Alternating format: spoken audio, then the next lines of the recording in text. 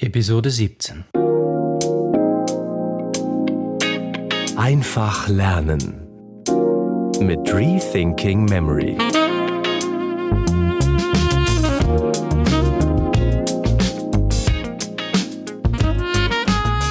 Teil 2 des Memory Café Gesprächs mit Timothy Moser, Founder von SpanishInOneMonth.com. Diese Rethinking Memory Café Episode ist auf Englisch. In dieser Episode unterhalten sich Timothy und ich über die Herausforderungen, die auf einen zukommen, wenn man mit Mnemotechniken täglich arbeitet bzw. lernt.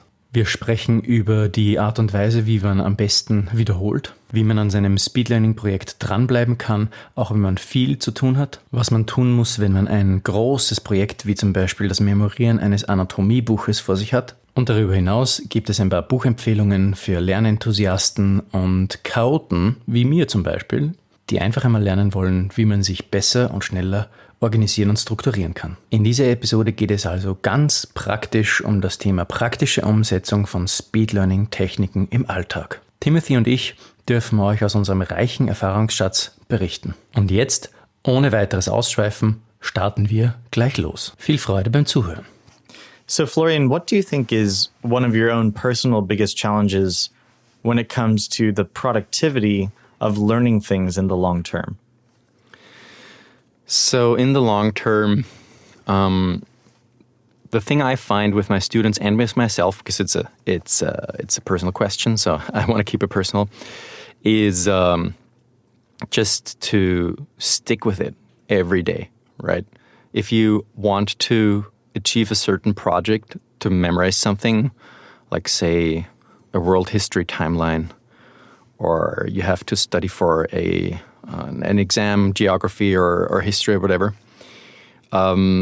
It's establishing the habit of doing it every day in little pieces, bits and pieces. I mean, you can binge learn also with mnemonics, like 2 days before the exam or something. But I wouldn't recommend doing that because it'll just... I would just say it's just an emergency exit, right? So if you want to learn for the long term, you want to retain that information, you want to have a web of information, you can connect to other bits of information through a memory palace. The greatest challenge is to do it every day in little bits and pieces to achieve that long-term goal. Why every day? Why not just most days? Is that really that essential? It is not. So, I mean, it is recommendable to make a habit of doing it every day. My experience shows me if you don't have a habit of you say, I'm going to memorize 4 days a week or 5 days a week and I'm going to take Saturday and Sunday off, for example. If you don't have a certain habit of doing things like that, you will not do it. And is that more... So this is kind of the way I view it, is I'll learn new things some days and not other days. If there's a very big project, I would rather be learning stuff every day if possible. Mm-hmm. But what I find the most essential for long-term learning is the review process of reviewing every day, because falling a little bit behind with review can be a lot worse than falling behind with first-time learning, because you can just really, really lose stuff if you're not consistent about your routines that way. Right. Has there been anything that's worked for you for maintaining that consistency? So when I memorized the whole content of the Bible, so what there is in every chapter, like the headings or whatever, it was good for me to stick to a good spaced repetition review schedule. And I would advise everyone to do the same.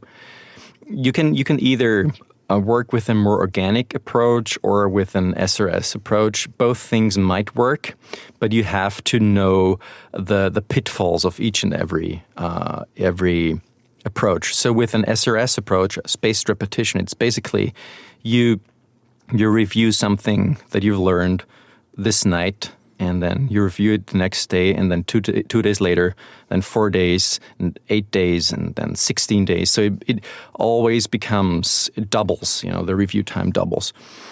And this way you can become very efficient because you can learn new things in between those breaks where you don't have to review stuff. So you just review all the stuff you learn every time your schedule says you have to do it. So it's the most efficient way. But it can also be very technical, right? So this is what I did for the Bible memorization. And the Bible has 1,183 chapters, if I'm correct. So this is a lot of information, and you have to have a good spaced repetition review schedule to do that. But on the other hand, if you have like little projects, say like Bible verses, it can be also good to have a more organic approach on doing that. Let's say you have a specific day, you do your review of your Bible verses. You just go through them and see how many stick and how many don't really stick well. That organic approach can feel more natural in some ways. Yeah.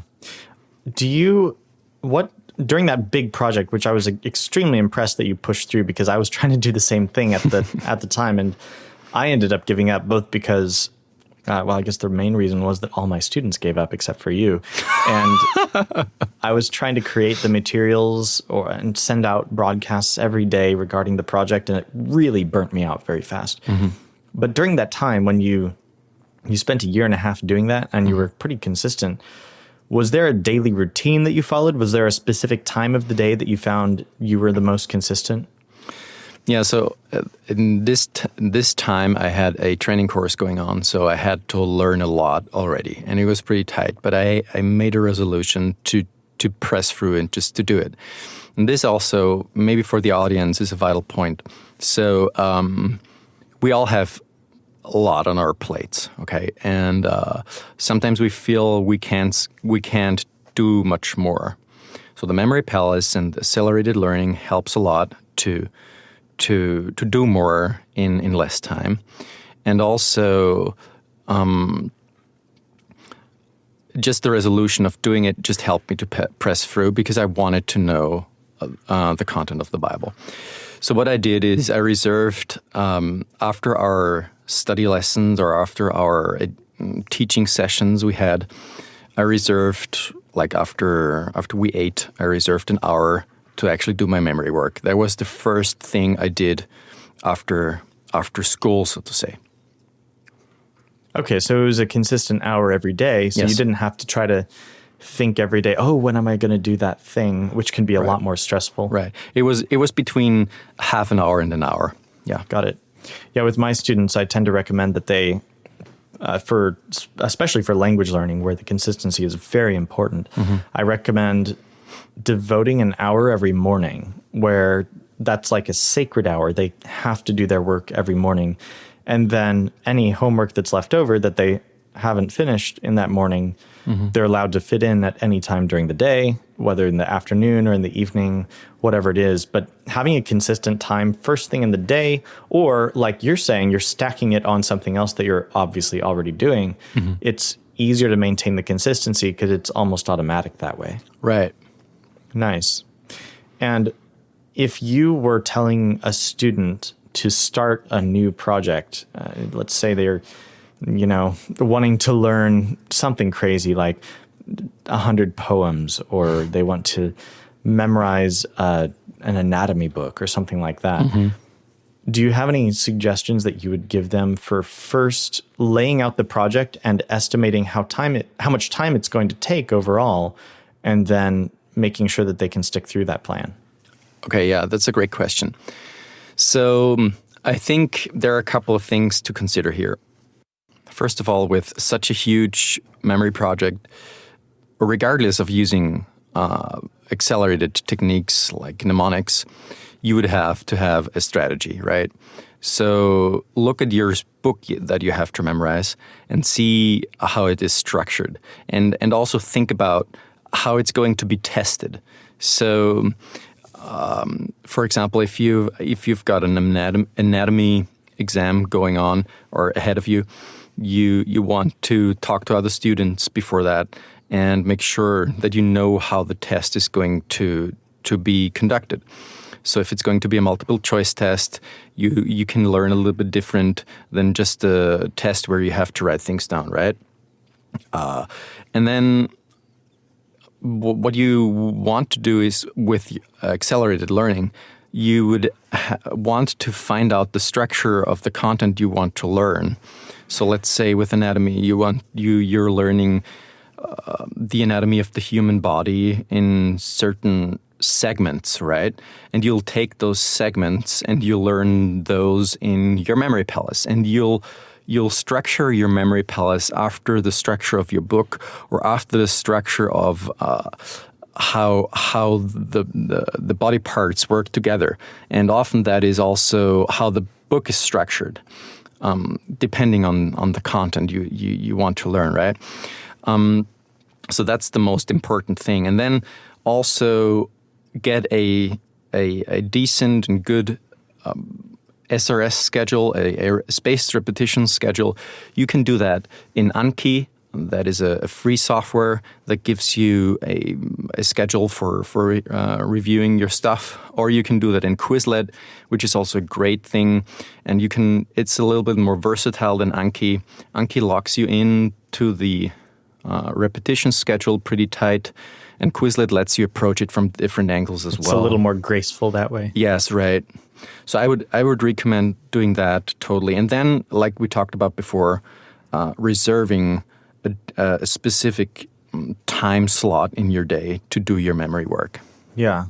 I would also probably add to that when you do lay out this project and you try to budget how much time you're spending on each thing, make sure to put plenty of margin in for exceptions, because you'll find, I think, approximately 100% of the time that your exact approach that you planned out is not going to work exactly how you thought it was going to work. Totally. You're always going to change something about it. Totally. So I would recommend, like, let's say it's anatomy and your first system that you're learning is the skeletal system. I would recommend budgeting the most time for that first system. And then if you discover that your approach isn't working, you have a little extra time in your schedule to restructure everything after that based on your new approach. Yeah, exactly. And then also you'll be able to experiment more with that first one. So even if your current schedule and current approach is working, you can take a little extra time to build the momentum and everything before moving forward. Yeah, totally. And also what's very important is to be gracious with yourself.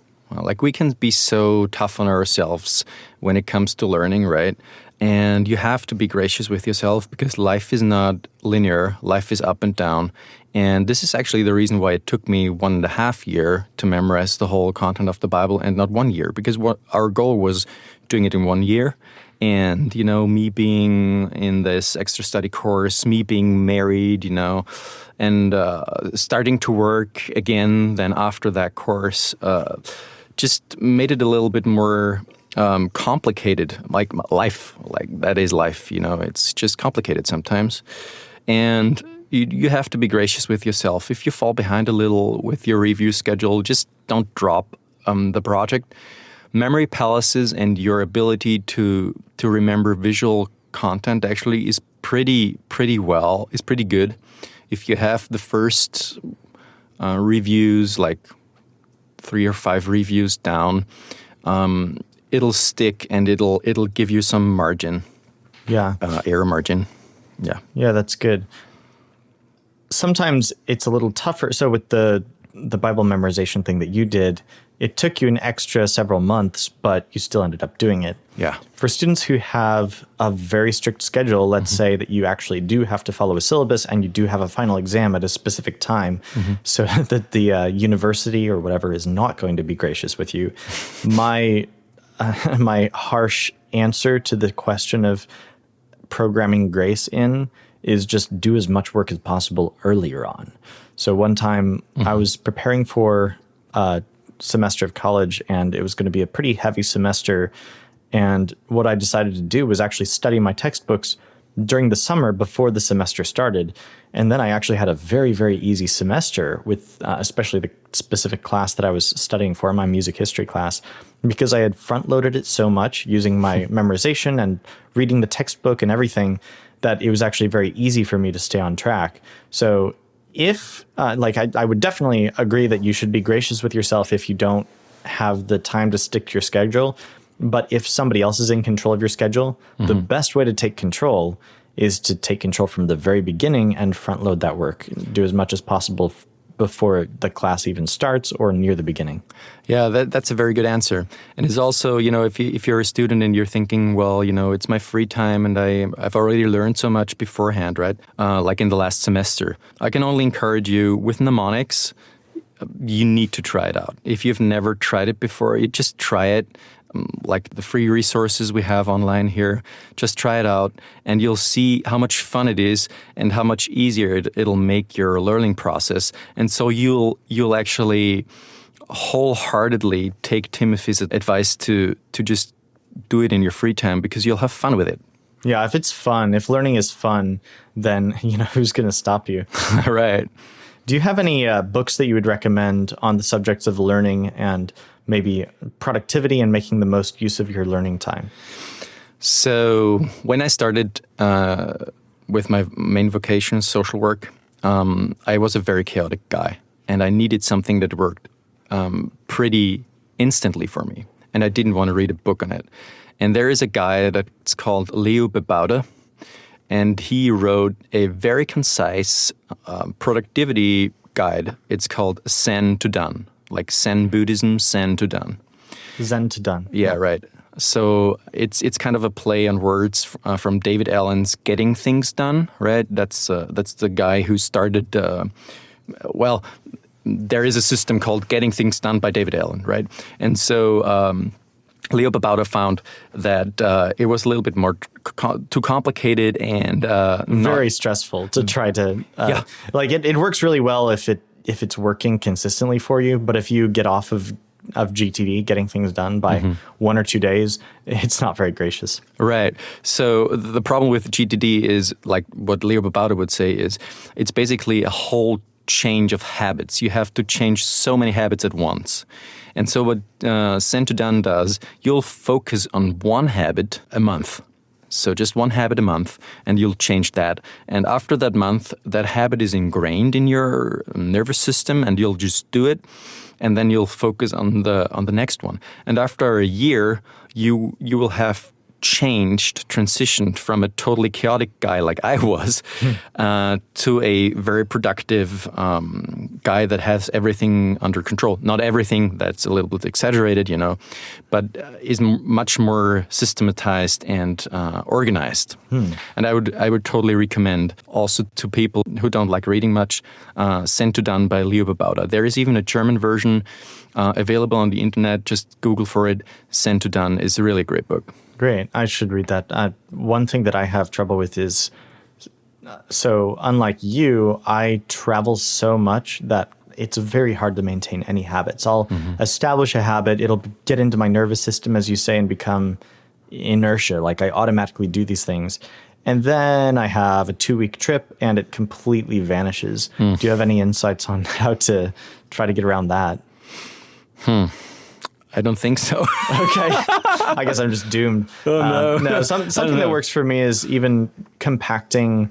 Sometimes this works for me anyway. Compacting my habits that would take a few hours at home into just a few minutes, and having a shorter workout routine or a shorter review routine for my spaced repetition system, just little things like that. So for me, like with my spaced repetition system, for example, even if I don't do the whole 200 terms that Quizlet says to review, I've told myself to do just 50 terms, and then I'm done. And Quizlet does have that grace built in where if you do at least just a few every day, at least you're maintaining some sort of consistency and can try to feel good about yourself.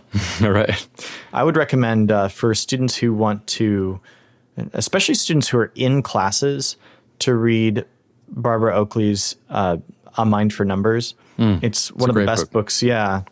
One of the best books on learning I've ever read, and really well structured for students who are in classroom settings where they, you were talking about cramming, it's a really good, useful kind of antidote to cramming. It explains why cramming doesn't work and why we should really start the classes with the perspective of long-term learning. Sorry, can you explain cramming for people who are not so fond with English? Yeah, so cramming would be the idea that right before your final exam, you can pick up the textbook and try to learn as much as possible and then vomit it onto the exam the next day.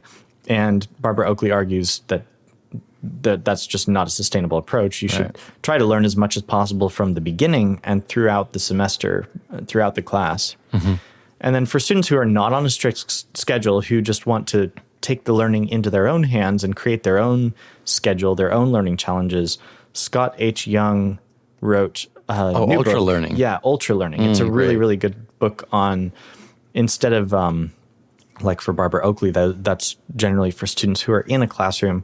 Ultra learning is for outside of the classroom. If you have a mission to learn something specific, it's a great way to figure out how to structure that, how to create the discipline for yourself to make that project work for you. Great. Thank you very much, Timothy, for taking the time to chat with me and to sharing those great ideas that helped you very much and that helped me as well. And I hope for our listeners that you found it valuable as well, what Timothy had to share. Please also visit his wonderful site. It's called masterofmemory.com. He's got some very valuable insights right there as well for you. Just check out his website. You'll love it. Thanks, Florian. Thank you, Timothy. Wenn dir die Podcast-Episode gefallen hat, dann hinterlass uns doch ein positives Review auf Apple Podcasts oder Castbox für Android. Dein Review hilft uns, dass mehr Leute auf den Podcast aufmerksam werden und so noch mehr Menschen von den unglaublichen Techniken der Gedächtnisweltmeister profitieren können. Ein Review zu hinterlassen dauert nur 2 Minuten, uns hilft es aber enorm. Eine Anleitung zum Review findest du in der Episodenbeschreibung. Vielen Dank.